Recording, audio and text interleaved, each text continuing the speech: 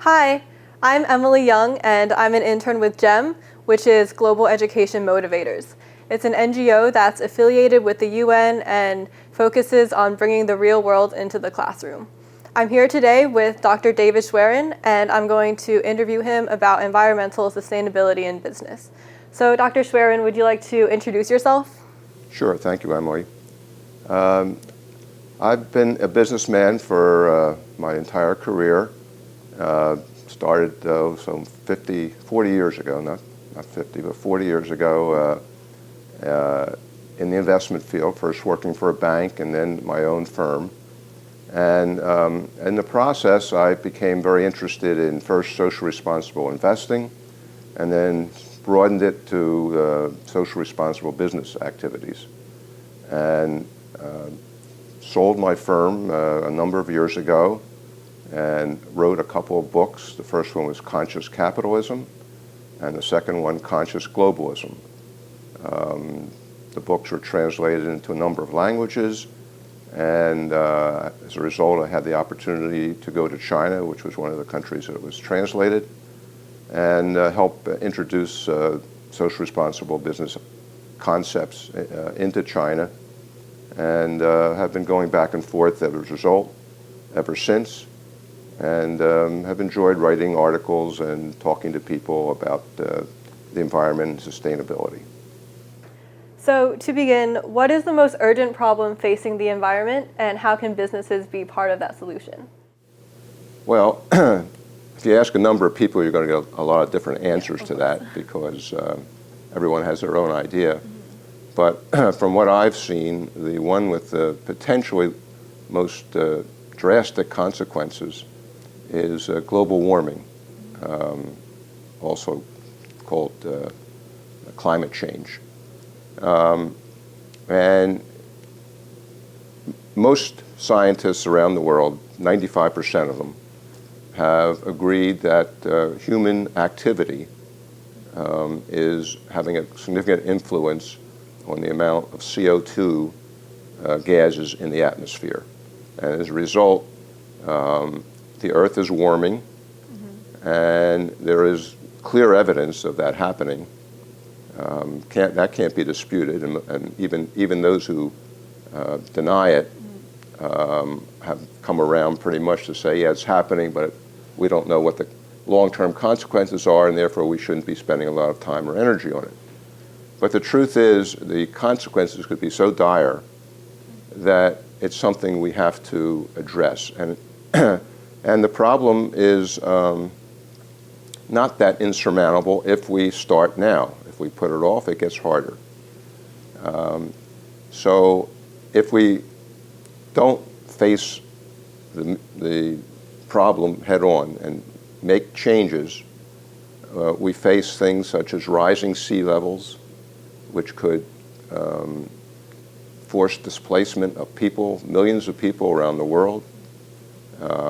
We could have more floods, more drought, because climate change not only raises temperatures in one place, but sometimes it lowers it in other places. We have crops and output of agriculture. The amount of arable land will decline. Forest fires could increase. Species already have been dying off, and we don't know the consequences of that because there's a linked chain from one species to another, and if one dies off and it's food for another one, we don't know what the consequences are going to be. And there are health issues as a result of this. More infectious diseases, allergies, asthma, skin cancer. All these things are possible and likely consequences of not addressing the issue and doing it quickly. And on top of that, while the trends are ominous, they are likely to get worse because countries such as China and India have a growing middle class. And those people are desirous of more material things, more cars, which use fossil fuel, which is just going to make the problem worse. Bigger houses and more appliances, more demand for energy. So the problem is serious and it has to be addressed. And businesses will play a big part.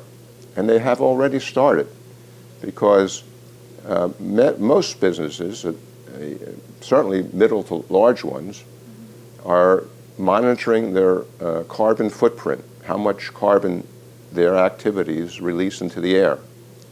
And so by moving to renewable energy and doing other things to mitigate the release of carbon, they're doing what it makes sense to do.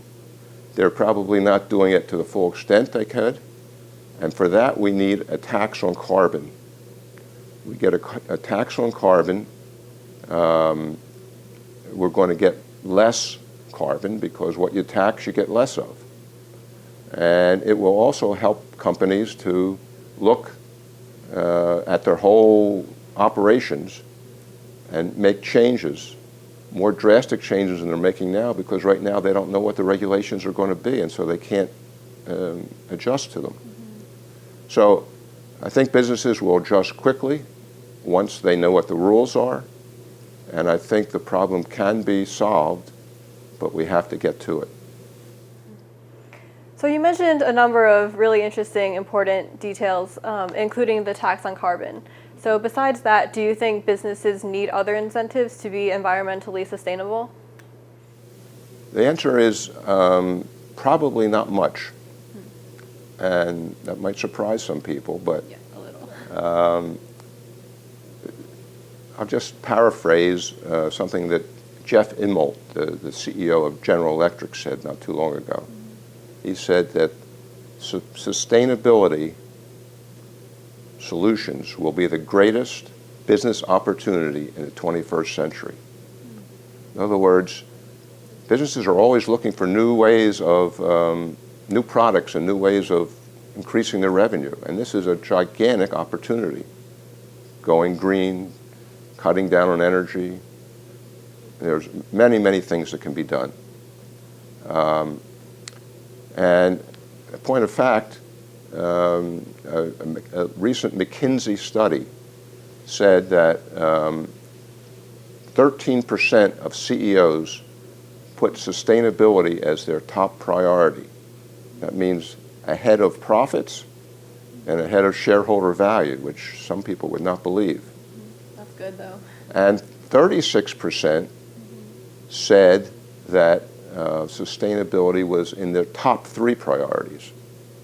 And that has changed dramatically. When I first started studying this and writing about it, that was nowhere near the totals that were evident. So, there's been a big, big change whereby sustainability has become the lens through which companies look at all their operations. And there's good reason for it. I mean, it's in their self-interest. If you have environmentally friendly companies, you have their stakeholders wanting to do more business with the company. Employees want to work for environmentally friendly companies. So recruitment and retention is much easier. And turnover, if you lose employees, is very expensive to train a new employee. So retaining employees is a big, big item. Customers are more loyal to companies that take care of the environment. The community that the business is located in is more supportive of companies that take care of the environment. There's less lawsuits. There's more cooperation when they want zoning changes. There's a better relationship. People want to work. Want to work for these companies. And most important, probably, is that doing this reduces costs. You reduce your energy consumption. You reduce or you minimize your waste that you have to throw away. Your insurance costs go down. Your cost of raising money goes down, resources are cheaper and more available. So all these things do one thing: they help the bottom line, which helps investors. So the incentives are there, and more and more companies are realizing that and really making this a top priority. Yeah, that was a really good point that you made about self-interest and how businesses act out of self-interest, but really being sustainable is in their self-interest. Absolutely. I'll add the one sticking point is short-term versus long-term. Sometimes companies are too focused on the short term and trying to worry about their stock price, and that's when sustainability gets pushed to the back burner. So we have to, the investments in sustainability are just like investments in R&D or IT. Some of them are very quick payback, some of them take longer. And when you get companies thinking along those lines, and most are now thinking that way, sustainability rises to the top. Looking at this from a broader, more global perspective, how are the sustainability challenges of developed countries different from those in developing countries? That's a good question. First of all, inequality is a problem everywhere in almost every country. But in developing countries, it's more extreme. The poverty is greater, the education level is less, and the working conditions are poor. So you have to look at this poverty as a key item to be addressed, and I'll explain that in a minute why. But first, let me just say that when I first went to China, this really became a clear example of the problem. In China, I went there first in 2001, and I would talk to audiences. Well, first of all, when I got there, I saw that the environment was terrible. Definitely. Couldn't breathe the air, you couldn't drink the water.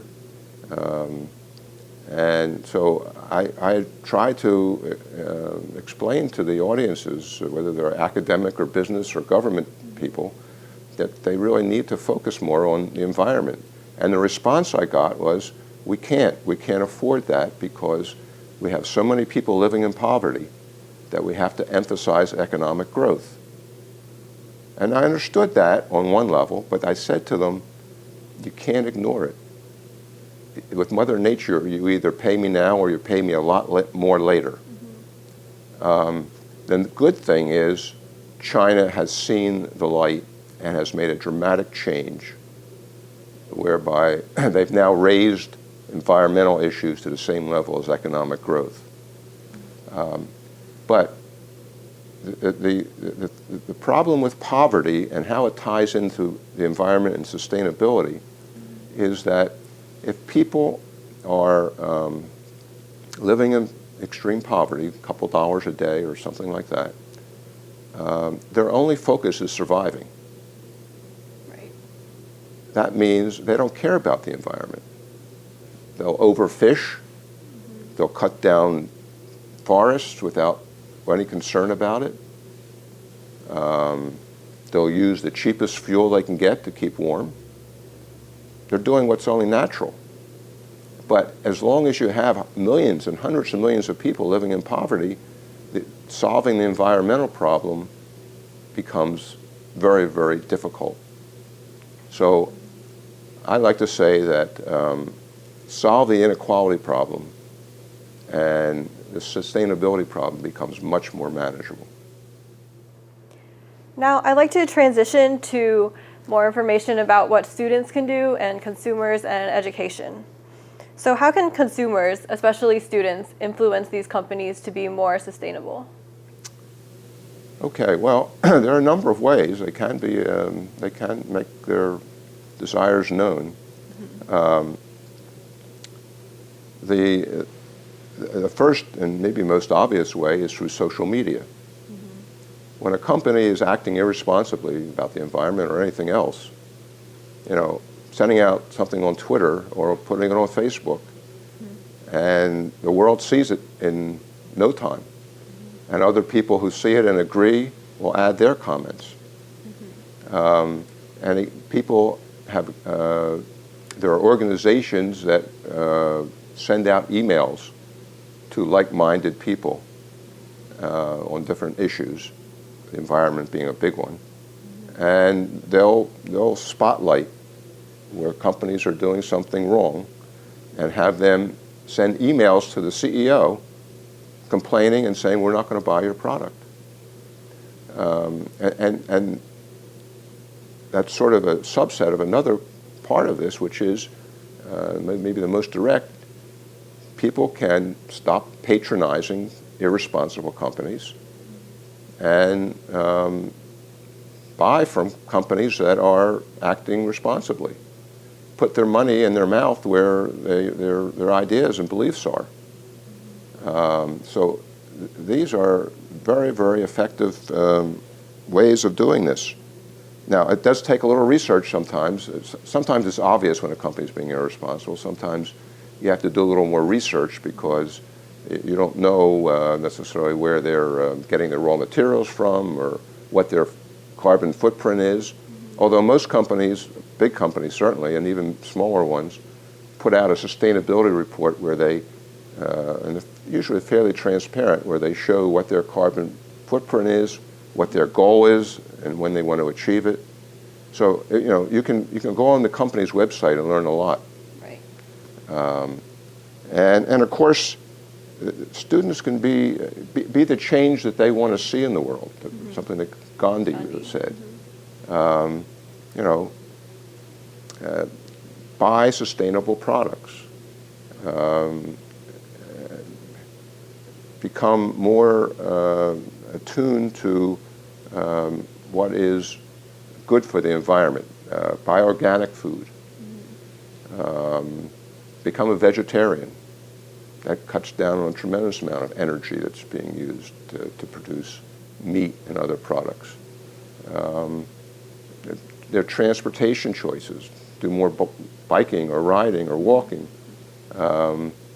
Companies will produce cars with better fuel efficiency when they see people that's important to them. Get their parents to change some of their habits. So there's a lot of things that students can do, and they can have a significant influence. Companies have changed their policies dramatically when they've seen how it affects their consumers. More specifically, looking at the classroom, how can businesses engage teachers and students to promote sustainability in their classroom in addition to what they're doing at home? Well, there's a number of ways. First of all, some companies provide employees to mentor students. They may even do it one-on-one, or they may go there and give talks to the classroom about what they're doing in their company about sustainability. There's some organizations invite their students to come and visit their site, and so they can show them what they're doing. Tell them how many green jobs are available, which helps motivate the students. Yeah. Organizations like GEM, you mentioned early on, provide video conferences to students all around the country and even sometimes around the world to talk, have business people talk about environment and social responsible business practices, and the response has been pretty good. So that's one way. There are a couple other ways, and there are a million businesses that do different things. I don't want to cover any. I'll stick to just two that I'm more familiar with. Okay. The Nature Conservancy, which is an NGO, and the largest environmental NGO probably in the world. They have an internship program where they invite 150 high school students every summer to spend a month on their preserves. They have, over the years, they've bought up a lot of land to keep it undeveloped. They have facilities, and so they invite the students to come and live on the preserve, explore nature, learn and understand the challenges of the environment. And the idea being to have these people eventually become leaders in the environmental movement. And they've had a lot of success because they did a survey very recently that the students who went through their internship program, and it's a paid internship program, by the way. Plus. Yeah. The students who go through that tend to go into careers in environmental related areas 6 times greater than the national average. So I think it's been very successful. 2 other programs that I'm familiar with are ones that Dow Chemical has. And I'm familiar with that because Dow has a facility near where I live. And maybe 10 years ago, they invited me to become part of what they call their Community Advisory Committee, I believe that's the name. And so I've learned about Dow, and you might say chemical company, they're not doing things for the environment so good, but Dow has really made a big switch and a big commitment to sustainability. And you can always look at the past, and nobody's perfect and no company's perfect, and that's something to remember because companies are simply made up of people like you and me, some of who are selfish or short-sighted, and so sometimes make mistakes. But Dow has really made sustainability a focal point of the company, and 2 programs they have for students are one they call STEM, I forget the exact name, but the acronym STEM stands for Science, Technology, Engineering, and Math. And they're trying to get more students to take those courses because they know it's important to solve the major problems we have in the world, a lot of which are environmental. That kind of a background is really helpful. And yet, students tend not to take those subjects in greater degrees and measure than in the past. So what they've done is they've put out a proposal that any high school teacher can submit ideas of how to make STEM subjects more appealing to students, how to change the curriculum and how to encourage students to take these. And they give the teachers, for the best 100 ideas, they give them a $1,000 reward, I guess. So that's one thing. The second thing that Dow also does, and see if I can get this right, it's sustainability, innovation for, I have it here, for Student Achievement Award. And now this is on the university level. Right. And they invite university students to do projects that are aimed at solving sustainability problems. And they do this with 17 universities around the world. And the best ideas are given a $10,000 grant, and the runner-up gets $2,500 for all. I think they do this in every university gets that amount of money. And so again, it encourages people to think about these things and come up with ideas. I mean, university students have as much chance of coming up with something innovative and helpful as anybody else. So these are some of the ideas, some of the ways that businesses can help and make a big impact on the students in the environmental area. Yeah, there's definitely a lot going on in terms of sustainability and also how students can be a part of it. So is there anything else that you would like to add that I didn't cover? I guess I would end by saying I think progress is being made, at least certainly given where I started when I started looking at this whole area. there's been tremendous progress. As I said, companies now put sustainability at the top of their list or near the top of their list in increasing numbers. And so I'm encouraged with that aspect. As far as the laws and regulations, they need a lot of work. And of course, we have a dysfunctional government, certainly legislation in this regard. I think the president has made efforts to overcome that, but we need to come out with more specific rules and regulations so businesses can adapt to them and make the changes necessary. So I would just say that I'm optimistic that we'll solve our problems, but we really need to get doing it now. Okay, thank you so much for sharing with us, and thank you. Thank you. Okay.